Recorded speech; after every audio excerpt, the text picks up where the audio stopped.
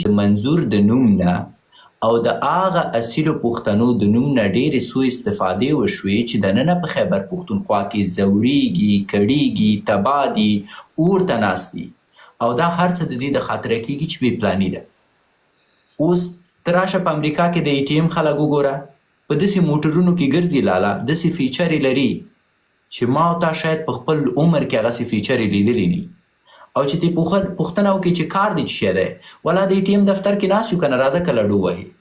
آیا موږ په امریکا کې د ATM دفتر لډو ته جوړ کړی و؟ آیا موږ په کاناډا کې د ATM دفتر کنسرتونو ته جوړ کړی؟ آیا موږ په لندن کې د ATM دفتر د دې د خاطره جوړ کړی و چې غونډې پکې ونیسو او په هغې غونډو کې د دوکانونو اعلانات تیر کړو؟ بس معاملې ډېرې خرابې دي قانون. سلامونه نیکې دي ډاکټر صاحب نمبر خو زما دی وبخښه. سمه ده جان، سمه ده جان، زه به بېنوبتي او بېانصافي به نه کوم. سادات ورور که مې غږ لري مهرباني لنډ ستا نظر اورم یا پوښتنه دی، بیا زید ورور ته وخت ورکوم، بیا شهزاد ته، بیا ایمل جان ته، بیا عادل ورور ته. منظور ورور کور دې ودان چې راغلی، الله دې اجر درکړي، لاړې را سره خدای پاماني به ونه کړه. مهرباني صاحب. وعلیکم سلام، ستړی ماشه ډاکټر صاحب. مننه صاحب، الله دې اجر درکړي ورور. امین. تاسو سره والا ما موضوع د منظور په باره کې ده. زه اول وختو کې منظور پښتون راجګ شو، ښې مظاهرې وکړې، خلک ورسره ودرېده، خلک ورسره ولاړ وه. زه نه پوهېږم چې دی اوس دا څه ټایم کې بیخي ورک شوی دی، نه سوشل میډیا نه راځي نه تپوس کوي، نه پوهېږم چې خلک ورسره کم شوي دي، پښتنو سپورټ ورسره کم دی، دنې پلان نه لري یا پوسټ طرف کوم فشار وي. په دغه په باره کې لږ معلومات راکړه. زه یو شی درته وایم، الله تعالی دې تا ته اجر درکړي، ځکه دا د سیاسي اړخ نه دا یو ډېره ځواکمنه پوښتنه ده. ځواکمنه پوښتنه دا ده چې ته وایې چې اوکې زه یو ټیم لرم، زه یو حزب لرم، زه یو خوځښت لرم او دننه په خیبر پښتونخوا کې 80 سلنه خلک د دې خوځښت سره ولاړ دي، خو زما رهبر بیا هم په پښتونخوا کې آزاد ګرځېدی نشي، زما رهبر بیا هم حتی په فیسبوک کې یو پوسټ کولی نشي. نو د دې 80 سلنه طرفدارانو ګټه څه شوه؟ مطلب زه په یو کوڅه باندې تیریږم، په دې کې چې دی 100 نفره دي، په دې 100 نفرو کې 80 نفرو سرې خولۍ اغوستي، خو په هغې کوڅه کې منظور په ښکاره نشي ګرځېدی. نو دا خو مسخرهتوب دی، دا خو ریشخندي ده او د دې اصلي دلیل بیا هم وایم بې پلاني ده. راځئ یو سناریو تاسو ته درکوم، خدای ناخسته خدای پاک دې د منظور یو تار ویښتام چې دی نه ضایع کوي، ځکه منظور زموږ رهبر دی، زه ورته د مشر په سترګه ګورم، زه ورته احترام لرم او زما نیوکې په خپل ځای دي، زما مینه په خپل ځای ده. ولې زه یو پوښتنه کوم، یو سناریو تاسو ته درکوم تر څو لږ څه د بل اړخ نه فکر وکړئ. فرض وکړه دغه نن یو پیره اوازه شوه چې منظور په خیبر پښتونخوا کې ګیر کړی، ویشتلی دی، شهید شو. اوس به تاسو څه وکئ؟ تاسو به څه توره وکئ؟ زه د دې سناریو جواب درکوم. تاسو به راغونډ شئ، څو دانې مزاحمتونه به وکئ، مظاهرې به وکئ، که ډېره غټه توره وکئ، دا مظاهرې به دومره اوږدې کړئ چې تر اسلام آباده به یې کش کړئ. په اسلام آباد کې به درته بیا چې دی سړکونه بند کړي پولیسان او بیا به درکړي چې دی 10 20 30 200 300 دانې ووژني. د هغو د مړو سره به بیرته خیبر پښتونخوا ته راشئ، د منظور چې دی جنازه به وکئ او خبره به ختمه شي. آیا پرته د دې کوم بل پلان شته؟ که چیرته یې مهرباني ماته یې تشریح کړئ. د چا پلان دی؟ کله یې جوړ کړی؟ برنامه ورته څه شی ده؟ وی ډونټ نو. د منظور پښتین تر ټولو نږدې ملګرو نه، د ګیلمن صاحب د ورور نه مې بله ورځ پوښتنه کوله چې منظور لالا چیرته دی؟ ویلې والا همدغه ځایونو کې پټ دی، زه هم تیناوال نه لرم، کوشش کوم ورسره اړیکه ونیسم خو نه پته نشته. خیر څوک خبر دي؟ او تنها منظور پښتین نه دی، وزیر بیچاره په زندان کې چې دی هغه د ټول عمر وخوړ. دا ټول د بې پلانۍ د لاسه دي. پنجاب 4-5 عسکره لري په یو پوسته کې، هغه 4-5 عسکره راځي 3000 نفره چې په هغې کې 2500 د منظور مینوال دي کنټرولوي. وای برنامه نشته دی ورور. او دا پوښتنه هغه پوښتنه ده چې باید دننه د منظور د ټیم ډله جواب کړي. خدای پاک تا ته اجر درکړي چې دا پوښتنه دې وکړه. اوس د منظور ختمش چیه ده، د منظور کلنۍ برنامه چیه ده، د منظور بودیجه چیه ده، د منظور اولویتونه چیه دي، د منظور چې ده د منظور نه وروسته رهبر څوک دی. دغه شیان دي چې باید موږ پرې پوه شو، دغه شیان دي چې باید منظور ورته پلان ولري، کوم چې متاسفانه پلان نشته. یعنی زه واقعا خفه کیږم. د منظور په نوم په لکاو ډالر جمع کیږي، هره میاشت جمع کیږي، او منظور چې دی ناست دی په یو ماتې ګوډې چوکۍ باندې وایي چې زه اوس پټ یم راوتی نشم. دا شرم دی. مهرباني ورور جناب زاید صاحب. سلامونه ډاکټر صاحب تا ته او ټولو لیدونکو ته، ناستو کسانو ته سلامونه. ډاکټر صاحب وبخښه کله کله خو داسې دو چې مطلب هغه اختلاف کې او هغه په سوچ فکر کې بعضې ټیټې خبرې هم راځي او هم شي راغلي هم دي، خو دا بدن داسې ده چې مقصد هغه زړونو ته به یې نه سره اچوو چې مقصد هغه پوره عمر دپاره یې مونږ تاسو په دماغ کو یا په سوچ فکر کې سره ونیسو او یو بل ته دغسې مطلب هغه د نفرت په سترګه وګورو. نه داسې ذهن مو کله هم نه دی. البته سره ویلي مو دي، تا هم ویلي دي، مونږ هم ویلي دي.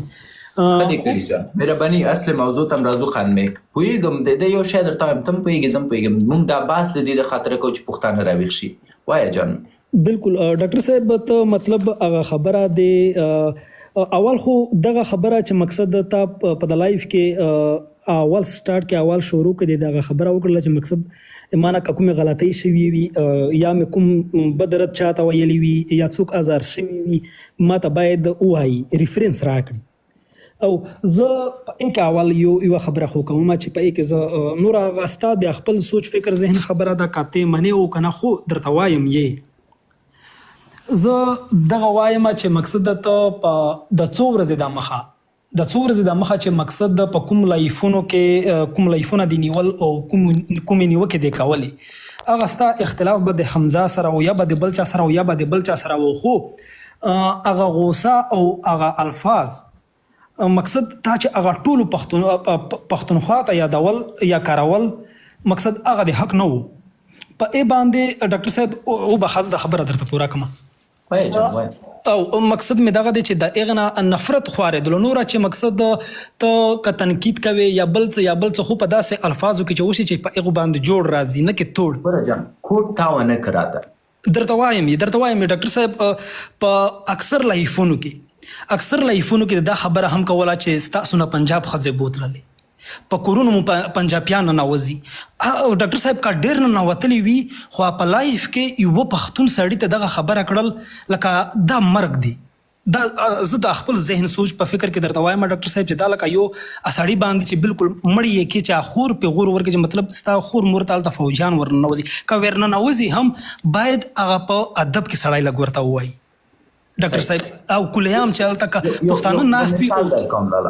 یو مثال در کوم صحیح ته اوس بیرته ماته قناعت راکړه. یو سړی دی شراب اسکلي او کله چې شراب څکلی دي بس په لاره کې تر نه ډک جوابیچی لاړ دی او ډېر سخت بوی ترې نه ځي، او اوس خلک ورته ګوري چې سړی نشه و په ځان نه و پوتې نه جوابیچی لاړ دی، نو ورته وایي چې دا دې څه کړي سړیه تا خو لړلي. اوس دا سړی ورته وایي چې ګوره ما شراب څکلي نشه وم او ما نه چې دی جوابیچی لاړ دی، خو ته ما ته په ادب کې ووایه، ته ولې ما ته وایي چې لړلي دي. نو زه اوس ورته داسې باید ووایم چې مشره کوکا کولا دې څکلي او ډېر ښایسته د ګلو بوی درنه راځي، څه ښایسته باغ دې جوړ کړی، داسې ورته وایم.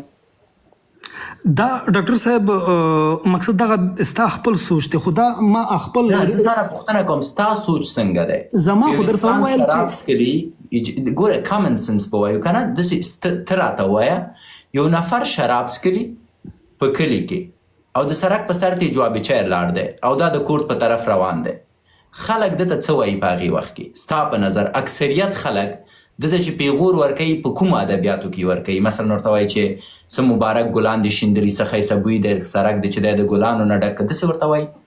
ډاکټر صاحب یو د شراب اسکل دی چې سړی اسکي او یو د مجبورۍ د وجې یوه پښتون ته بېعزتي ور اوښتې وي.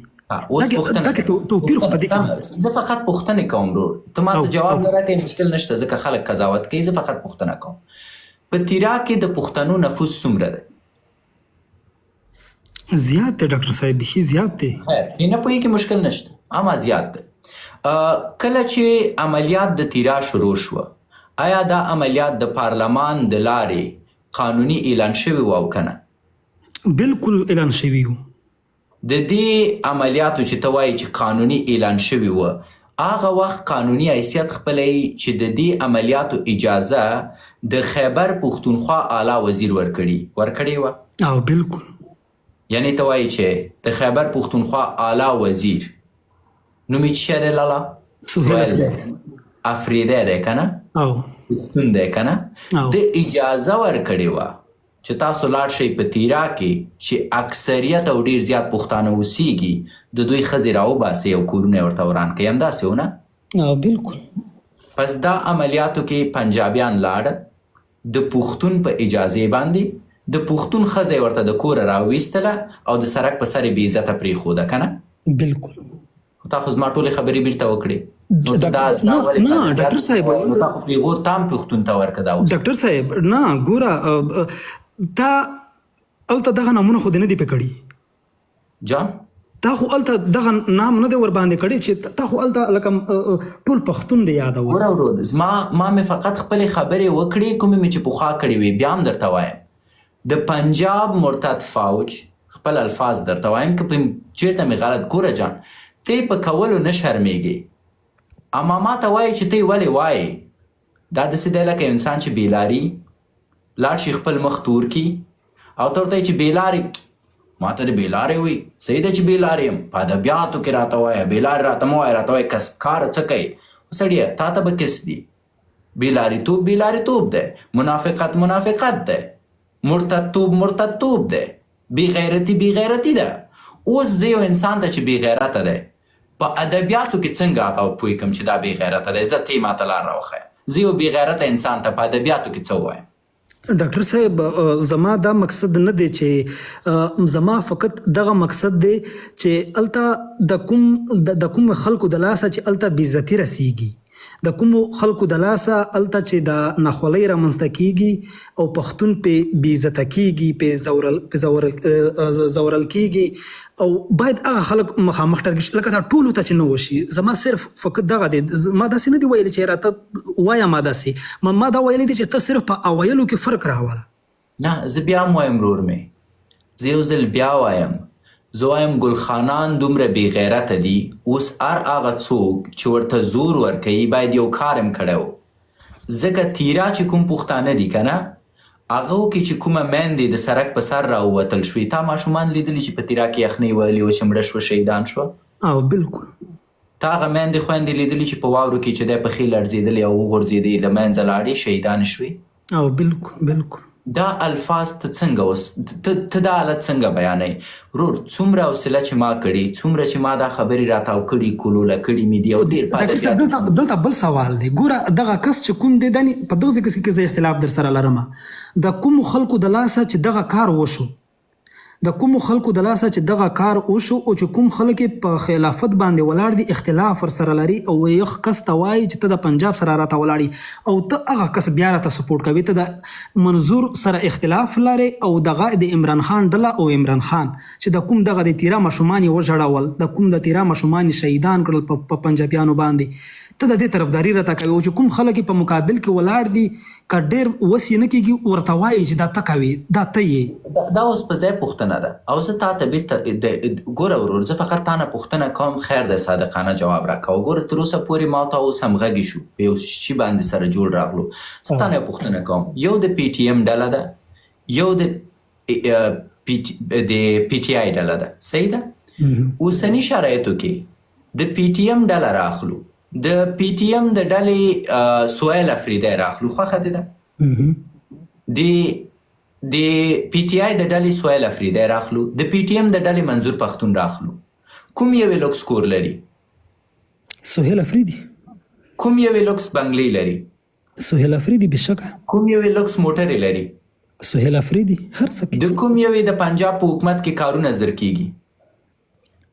کارونه د سهیل افریدی بشکه ځکه چې ورسره دي. بس غیرتي څوک دی هوښیار څوک دی؟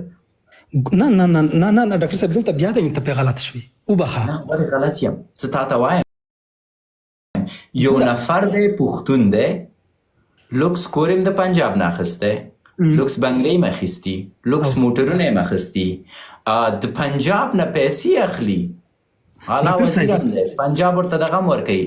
یو بل نفر دی هغه هم ځان ته رهبر وایي خو پټ دی. سو که زه چیرته وغواړم ګوره لالا مې زه د عقل نه کار اخلم، سیاست نه کار اخلم، اسلامي لارښوونو نه کار اخلم. که چیرته ماته یو څوک وایي چې 2 ټیمه دي، د یو رهبر پټ دی، عام خلک خو یې پرېږده رهبر یې پټ دی، چوکۍ لري نه، کور یې معلوم دی نه، پیسې لري نه، عزت یې خوندي دی نه، هیڅ شی معلوم نه دی. او یو چې دی دا هم پښتون دی، اما نیمه پاکستان هم تر شا ولاړ دی، بنګلې هم لري، مبارزې ته هم دوام ورکوي. ډاکټر صاحب وبخه یوه دقیقه ډاکټر صاحب دای بالکل ډېر غټ سړی دی، ډېرې غټې بنګلې دي، خو دای د تیرا ماشومان ژړوي راته، دای د وزیرستان ماشومان راته ژړوي، ټوټې کوي دای. ډاکټر صاحب یوه دقیقه نه پوښتنه لرم، د تیرا خلک د چا تر شا ولاړ دي؟ صادقانه ووایه، په ایمان د قسم، د تیرا اکثریت د چا تر شا ولاړ دی؟ د پی ټی آی تر شا ولاړ دی که د پی ټی ایم تر شا؟ ډاکټر صاحب هلته چې په کوم حالاتو کې هغه پښتانه چې دي هلته د یوې ډوډۍ دپاره هم د سهیل افریدي ملاتړ کوي، ځکه چې مجبور کړي دي ډاکټر صاحب په هغه حالات کې داسې پرې راوستلي دي چې خبره ته اوس غوږ شاره. ګټونکی څوک دی؟ خیر ګټونکی څوک شو؟ ډاکټر صاحب زه د خبره خو پوره کړم. وکړه چم. او ډاکټر صاحب وبخه زه لاړم بس نه ډېر وخت ونیو، زه کار لرم برابره نه شوم. که لنډ نظر لري مهرباني جان. لنډ نظر مې دا دی ډاکټر صاحب، زه دغو نه خالي وایم چې منظور پښتون چې د کوم وخت نه ناست دی، خپل ورته دومره معلومات نه لرم، ده چې کړي دي خپل پښتونخوا ته. یو لاسته راوړنه یې ماته وښیه چې ده کړي خپل خلکو ته. ګیلمن وزیر یې پې شهید کړو، ابل اسخونه مې د هغې پې شهید کړو، نور هېڅ دوی نه دي کړي. خاوره لا پسې اشغال ده، په تش لاس خو څه نه کېږي، دا خلک په تش لاس لګیا دي، په چغو په نارو وطن نه ازادېږي، ازادي نه راځي. چې په ارامه د ازادي راوستې وو، څه رقم یې ازادي راوستې؟ نو زه چې فکر کوم دا مبارزه ټوله بېکاره ده. خدای په امان ښه وخت ولرئ. الله دې اجر درکړي. ښه مشره زاید جان، اوس ته کولی شې خپلې خبرې لا پسې بهتره کړي، ځکه د ملګري نظر په یعنې حالت کې پوښتنې وي. مهرباني جان. ډاکټر صاحب خبره مې دا کوله، مننه د وخت بیا راکولو، چې ګوره سهیل افریدي په رقم که 100 کسان لاړ شي یا د ایملولي په رقم چې هلته یوه پنجابي ته چې په ښکاره باندې وایي چې زه دغه عملیاتونه دغه ظلم دا زه په زور کوم، خواجه آصف چې په پارلیمان کې دغه اعلانونه کوي، د ظلم اعلانونه کوي، او مشر منظور پښتون پټ دی، آیا دغه پټېدل بهتر نه دی د ایملولي په رقم چې هغه پښو ته ورلاندې وځي او چچا یې بولي، او یا سهیل افریدي هلته بانګلې اخلي په پارلیمان کې ورسره کینی او د تیرا ماشومان ورته ژړوي، ورته وایي چې راویې وباسه.